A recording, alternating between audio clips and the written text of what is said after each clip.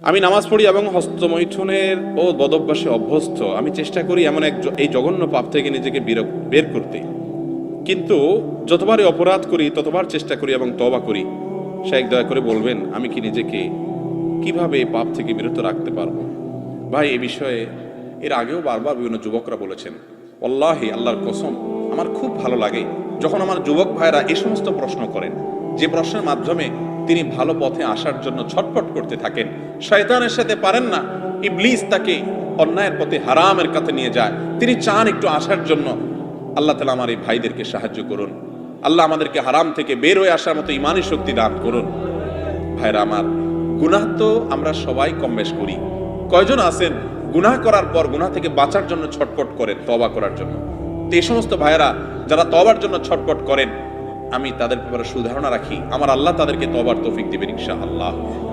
যারা পাপ করার পর, অপরাধ করার পর কোনো সেন্স নাই, কোনো হিতাহিত, কোনো ভালো মন্দ ধারণা নেই, অপরাধ বোধ নেই, অপরাধের অদৃশ্য দাহন তার ভিতরে হয় না, এই ব্যক্তি অপরাধ থেকে ছুটে আসা অনেক কঠিন হয়। অপরাধ করতে করতে অপরাধের ব্যাপারটাতে এতটা বেপরোয়া হয়ে যায়, তার কাছে অপরাধ ডাইলবাত হয়ে যায়। এটা খুব ডেঞ্জারাস আলামত। তওবা নসিব হয় কম, চোখের পানি ফেলেন যে আল্লাহ পাপ তো করি তোমার কাছে দিলটা নরমও হয় না। আল্লাহ আমাদেরকে গুনাহ থেকে সরে আসার তৌফিক দান করুন। হস্তমৈথুনের এই গুনাহের সাথে আমাদের অনেক ভাইরা জড়িত, অনেক ভালো কাজ আছে, কিন্তু এখান থেকে বাঁচতে পারে না। ভাই, এক নম্বর কথা হলো, মোবাইল থেকে সমস্ত খারাপ জিনিস ফরম্যাট করে ডিলিট করে দেন। যদি সৎসাহস না থাকে বা মনে হয় যে আবার মোবাইলে সেটা চলে আসবে, মোবাইলটা বিক্রি করে একটা বাটনওয়ালা মোবাইল নেন যেখানে কিছু থাকবে না। একটু কঠিন হবে, কিন্তু হিম্মত করে আল্লাহর জন্য ত্যাগ করেন না।